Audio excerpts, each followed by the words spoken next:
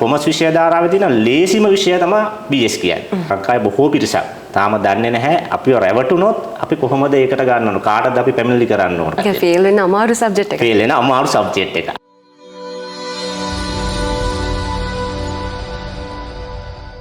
පන්නිපිටිය සේපල අධ්‍යාපන ආයතනයේ උසස් පෙළ ව්‍යාපාර අධ්‍යයන විෂය සිංහල සහ ඉංග්‍රීසි මාධ්‍යයෙන් ඉගැන්වීම් කටයුතු කරන නිශ්ශංක ප්‍රභාත් ගුරු මහත්මයා සමග තමයි කතා බහ කරන්න සූදානම් වෙන්නේ. ආයුබෝවන්.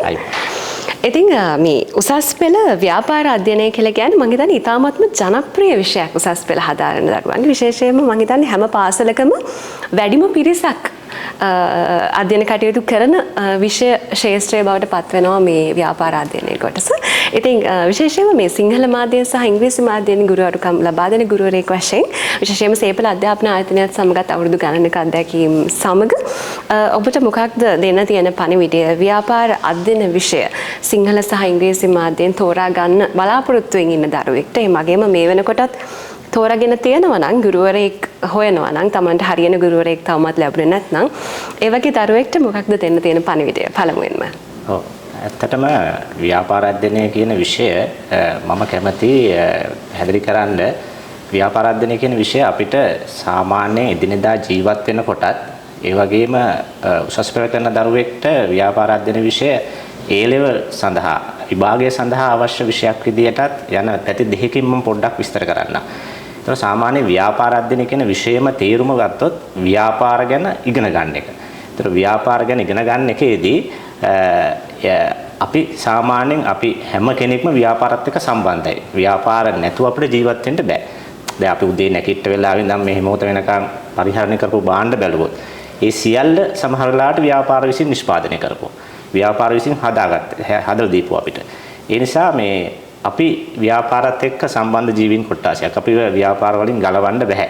දැන් අපි වෛද්‍යවරයෙක් වුණත්, ඉංජිනේරුවෙක් වුණත්, ඔය හැම ඕනම ශාස්ත්‍රයක කෙනෙක් වුණත් එයා හැම වෙලාවෙම ව්‍යාපාරයක් එක්ක බැඳලා ඉන්නවා. එයාගේ ආදායම් මාර්ගය උපය ගන්න. එතකොට ඒ නිසා ව්‍යාපාර අධ්‍යයනය අපි ප්‍රායෝගිකව ඒ කියන්නේ අපිට එදිනෙදා ජීවිතයේදී ඕන වෙනවා.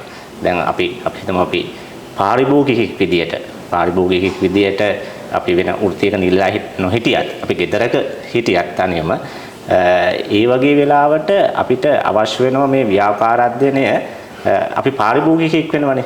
අපිට පාරිභෝගිකයෙක් වුණාම සමහර වෙලාවට අපි වෙළඳ පොළට ගිහිල්ලා භාණ්ඩ ගන්නකොට අපි වෙළඳ රවට්ටන්න පුළුවන්.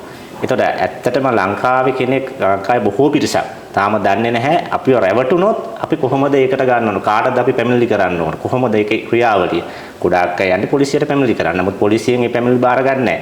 වෙනම ආයතනයක් තියෙන අපේ රටේ. ඒතකොට ඒ වගේ සරල කාරණාවක් වුණත් අපේ රටේ අය ගොඩාක් දන්නේ නැහැ. නමුත් අපේ විෂය ඇතුලේ අපි පාරිභෝගික ආරක්ෂණය වගේ දේවල් උගන්වනවා. ඒතකොට ඒ ඉගෙනීම හරහා ඒ පිළිබඳ දැනුවත් වීමක් වෙනවා. අනිත් එක අපි ගත්තොත් එහෙම අපේ රටේ තියෙන ලොකු ව්‍යවසායකයන්ගේ හිඟයක්. ඒතකොට ව්‍යවසායකයන්ගේ හිඟයක් කියන්නේ අපේ රටේ ස්වභාවික සම්පත් ගත්තොත් ඒ ස්වභාවික සම්පත් විශාල ප්‍රමාණයක් තියෙනවා. නමුත් ඒව ප්‍රයෝජනයට ගන්න ප්‍රමාණවත් ව්‍යවසායකයෝ අපේ රටේ නැහැ.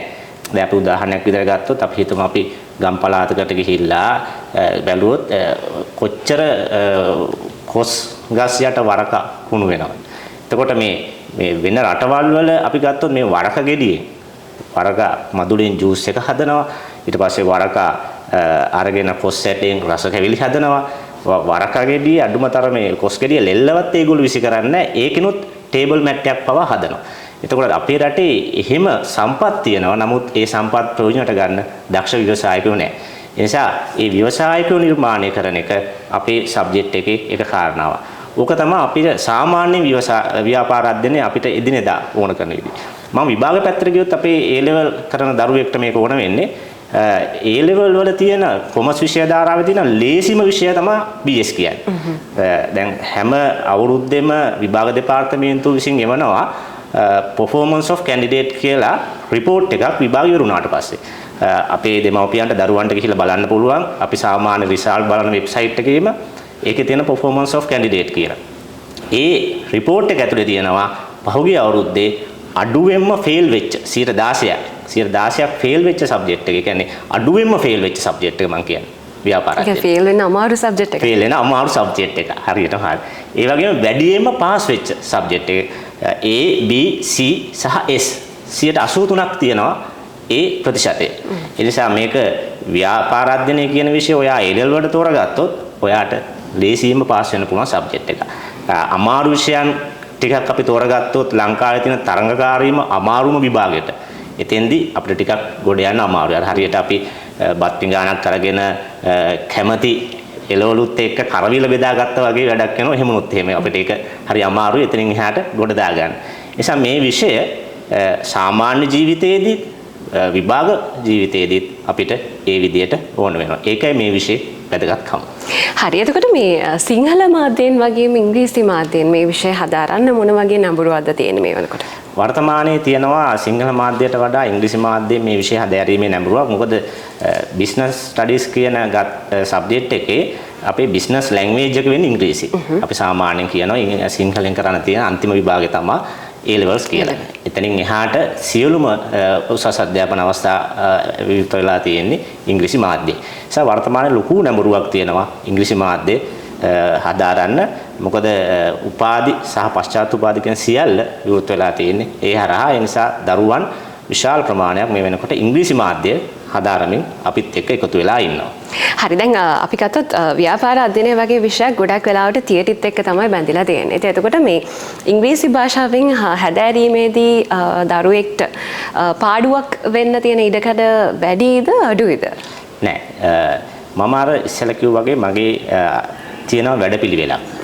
මේ මගේ පන්ති ඇතුළේ වැඩපිළිවෙලක් තියෙනවා. ඒ වැඩපිළිවෙල ඇතුළතදී මම දරුවා සිංහල මාධ්‍යයෙන් හැදෑරුවත් ඉංග්‍රීසි මාධ්‍යයෙන් හැදෑරුවත් දරුවා පුරුදු කරනවා එක ටාගට් එකකට. දැන් උදාහරණයක් විදිහට ගත්තොත් මගේ පන්ති තියරි රිවිෂන් කියලා ಜಾති දෙකකට කැඩෙනවා. ඒතර තියරි පන්ති ඇතුලේ ආකර්ෂණීය නිබන්ධන 18ක් මම කිසිම වෙලාවක නෝට් පොතක් පාවිච්චි කරන්නේ නැහැ. මා විසින්ම හදන දැන් මගේ තියෙන නිබන්ධනයේ තියෙන විශේෂත්වය තමයි මේ නිබන්ධනය මා විසින්ම තමයි හදන්නේ. ඒ කියන්නේ ටයිප් සෙටින් කරලා වෙන කෙනෙක් මට දුන්නට මගේ නිබන්ධනය මට අවශ්‍ය රූප ටික දාලා මමම තමයි ෆයිනලයිස් කරන්නේ. ලේඅවුට් එක හදන්න ඕන මම ටියුට් එකේ. ඒතර මට හරි ලේසි එහෙම වුණාම ඒක උගන්වන්න. මා විසින්ම තමයි මගේ අවශ්‍ය කරන දරුවන්ට දෙන්න අවශ්‍ය කරන පේපර්ස් ටික හදන්නේ. එතකොට මේ පාඩම් 18ට ආකර්ෂණීය නිබන්ධන 18ක් පන්තිය තුළදී ලබා දෙනවා. ඊට පස්සේ ඊට අමතරව ලෙසන් ටෙස්ට් එකක් තියෙනවා. පාඩම ඉවර වුණාට පස්සේ ලෙසන් ටෙස්ට් එක පන්ති ඇතුළේදී මම කරනවා. වර්තමානයේ තියෙනවා අපි අර පරණ අතීතයේ තිබුණ ෂෝට් නෝට් කියලා එකක් පාඩම් කරනකොට. දැන් ඒක එක්ස්පයර් වෙලා තියෙන්නේ. ඉවර ඒ කියන්නේ ඒක යල් පැනලා තියෙන්නේ. ඒ නිසා මම මයින්ඩ් මැප් එක කියලා එකක් හදවනවා දරුවන්ට සෑම පාඩමක් අවසානයේම ඒ පාඩමට අදාළ ඒ විස්තර දාලා ආකර්ෂණීය විදිහට මයින්ඩ් මැප් එක හදවනවා. ඊට අමතරව පාඩම් 6න් 6ට ඉස්කෝලේ තියෙන ටර්ම් ටෙස්ට් එක ටාගට් කරගෙන ඒ වැඩසටහනක් පන්තිය තුල පේපර්ස් කරන වැඩසටහනක් ක්‍රියාත්මක වෙනවා.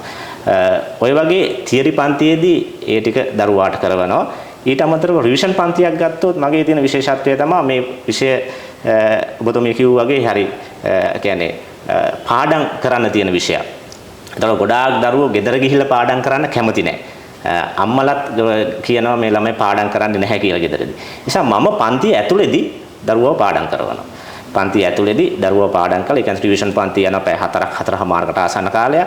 ඒකෙදී දරුවාට පාඩම් කරවීම මම පන්ති ඇතුළේ කරනවා. අහුගිය අවුරුදු 25ක ප්‍රශ්න පත්‍ර පන්ති ඇතුළේදී කරනවා. ඒ ප්‍රශ්න පත්‍ර දරුවා කරාට පස්සේ පෞද්ගලිකව මම මා විසින්ම බලනවා.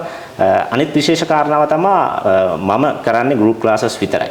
අපේ සේපල ආයතනයේ කරන්නේ ගෲප් ක්ලාසස් විතරයි. ඒ ළමයි 30කට කණ්ඩායමේ ළමයි 30කට පමණ මේ ප්‍රමාණයක් තමයි අපි බඳවගන්නේ. එහෙම කණ්ඩායම් ගණනාවක් අපි ආයතනය ඇතුලේ කරනවා. එතකොට මේ ගෲප් ක්ලාසස් විතරක් කරන්න මේ අපි යොමු වෙන්නේ අපි බලන්නේ අවසාන ප්‍රතිඵලය. ඒ කියන්නේ ක්වොලිටි එක, ක්වොන්ටිටි එක නෙමෙයි ක්වොලිටි එක බලන්නේ. එතකොට මේ ප්‍රතිඵලය දිහා බලලා අපි ඒ දරුවා අපේ ළඟට ආවොත් අනිවාර්යයෙන්ම මේ විභාගේ පාස් වෙන්න මේ විභාගයට ඒකක් ගන්න පුළුවන් දරුවෙක් විදියට හුරු කරනවා. හරි. එතකොට මේ අවසාන වශයෙන් මට අහන්න ඕනි කියලා හිතනවා. දැන් දරුවොත් එක්ක ඔබ කටයුතු කරද්දී ව්‍යාපාර අධ්‍යයනයේ විෂයේදී දරුවන්ට ටිකක් අපහසු තියනවාද? අපි ගත්තොත් කොටස් එහෙම නැත්නම් යුනිට්ස් ගත්තොත් පාඩම් ගත්තොත් දරුවෝ ටිකක් අකමැති. සමහරවිට වෙන පන්තියකට ගියත් සමහරවිට ඒ කොටස වෙනුවෙන් ඔබ ගාවට ආපු දරුවෝ සමහරවිට ඔබට මුණ ගැහිලා ඇති. ඒ වගේ තියනවාද සාමාන්‍යයෙන්?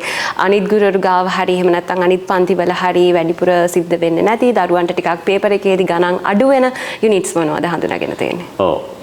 ගොඩාක් දරුවෝ අපේ 13 වසරට ආවට පස්සේ මේ විෂය අතහැරීමක් වගේ කරනවා. මොකද 12 වසරේ මුල් පාඩම් හරිය සාමාන්‍යයෙන් හරි ලේසි. හේතුව අර O-level කොමර්ස් කරපු දරුවෙක් හිතනවා මුල් පාඩම් මාතෘකා තියෙන මුල් හරිය තියෙන මාතෘකා සියල්ල අර O-level කොමර්ස් වල තිබිච්ච ඒවා. ඒ නිසා මේක O-level කොමර්ස් වගේ සබ්ජෙක්ට් එකක් කියලා හිතලා මේ සබ්ජෙක්ට් එක අතාරිනවා. නමුත් 13 වසරට ආවට පස්සේ මේ විෂය එන්න ගැඹුරු වෙනවා. එතකොට ඒත් එක්කම මේ විෂය අතහැරීමක් දරුවන් කරනවා. නිසා මගේ ළඟ තියෙන වැඩපිළිවෙලක් තියෙනවා. දරුවා කොයි කාලේ මගේ පන්තියට ආවත් ඒ වැඩපිළිවෙල යටතේ දරුවාට ඒ නවත්තපු තැන ඉඳන් එතනින් එහාට ඒ දරුවාව හුරු කරනවා. ඒකට මම මගේ දැනට යන පන්ති වලට ඒ දරුවාව සම්බන්ධ කරගන්නවා. අමතර පන්ති සංවිධානය කරන ආයතන ඇතුලේ ඒ හරහා දරුවා අවුරුද්ද මුලාවත් අවුරුද්ද මැදාවත් ඕනම වෙලාවක අපිත් එක්ක එකට එකතු වෙලා ඒ ඉස්සරහට කරන වැඩ ටික කරගෙන යන්න වැඩපිළිවෙලක් මාසතුව තියෙනවා. ඒ වැඩපිළිවෙලේ දරුවාව අරගෙන යනවා. හරි අවසාන වශයෙන් සාමාන්‍ය පෙළෙන් පසු උසස් පෙළ විෂය තෝරගන්න බලාපොරොත්තු වෙන දරුවන්ට එහෙම නැත්නම් දෙමව්පියන්ට ගුරුවරුන්ට ඔබට ලබා දෙන්න තියෙන පණිවිඩය මොකක්ද? ඔව් ගොඩාක් මම දැකලා තියෙන අපේ දරුවෝ ගැන කතා කරනකොට දරුවන්ට තියෙන්නේ ඇත්තටම A level වලට එන දරුවන්ට තියෙන්නේ හීනයක් ඩ්‍රීම් එකක්. එතකොට හීනයක් කියන්නේ අපි දැක දැක ඉන්න එක. හීන නෙමෙයි අපේ ළඟ තියෙන ටාගට් එක. එතකොට හීනයි ටාගට් එක අතර තියෙන වෙනස තමයි අපි ටාගට් එකත් වෙන අපි සතු උපාය මාර්ග තියෙන ඕනේ එතෙන්ට යන්න. නිසා ගොඩාක් දරුවන්ට හීන තියෙන්නේ. එතකොට ඒ හීන ගුරුවරයෙක්ට පුළුවන් වෙන්න ඕන ටාගට් එකක් විදියට හරවලා එතනින් එහාට ඒ දරුවව ඒ අදාළ ටාගට් එකට අරගෙන යන්න. ඒ නිසා පන්තිය ඇතුළේදී අපි ඒ දරුවන්ට ඒ අදාළ කරන දේවල් දීලා විශේෂ සම්බන්ධ දේවල් සහ ඒ දරුවන් නිතර අපි මොටිවේට් කරන්න ඕන. මේ දරුවෝ තරුණ වයසේ දරුවෝ. එතකොට නොමකට යන්න තියෙන අවස්ථා ගොඩාක් වැඩි. ඒ නිසා විශාල පන්තියකට වඩා අපි කුඩා කණ්ඩායම ගත්තොත් මම පෞද්ගලිකව ඒ දරුවන් දන්නවා. පෞද්ගලිකව ඒ දෙමව්පියන් දන්නවා. ඒ හරහා තමයි අපි මේ සම්බන්ධතා පවත්වගෙන සමහරලාට දරුවෝ දන්නේ නැහැ මම දෙමව්පියොත් එක්ක කතා කරලා මේ දරුවන් වෙනුවෙන් කරනවා කියලා. ඒ නිසා මේ කණ්ඩායම් පන්තියක තියෙන උපරිම ප්‍රතිඵල මේකෙන් මේ ආයතනය තුල තියෙන පන්ති වලින් අපිට ලබා ගන්න පුළුවන්. හරි බොහොම ස්තුතියි අද දවසේ අපිට එක්ක සම්බන්ධ වුණාට. ඉතින් ඔබට පුළුවන්කම තියෙන ඔබේ දරුවාට පුළුවන්කම තියෙන සේපල අධ්‍යාපන ආයතනයත් එක්ක එකතු වෙලා මේ ව්‍යාපාර අධ්‍යයනය පමණක් නෙවෙයි වාණිජ්‍ය විෂය හා සම්බන්ධ සියලුම විෂයන් වලට ඉතාමත්ම හොඳ අධ්‍යාපනයක් ඔබේ දරුවාට ඒ වගේම ඔබට දරුවන්ට ලබා ගන්න පුළුවන්කම තියෙනවා. ඉතින් මේ වගේම කතා බහකින් නැවත හමු වෙමු. ආයුබෝවන්.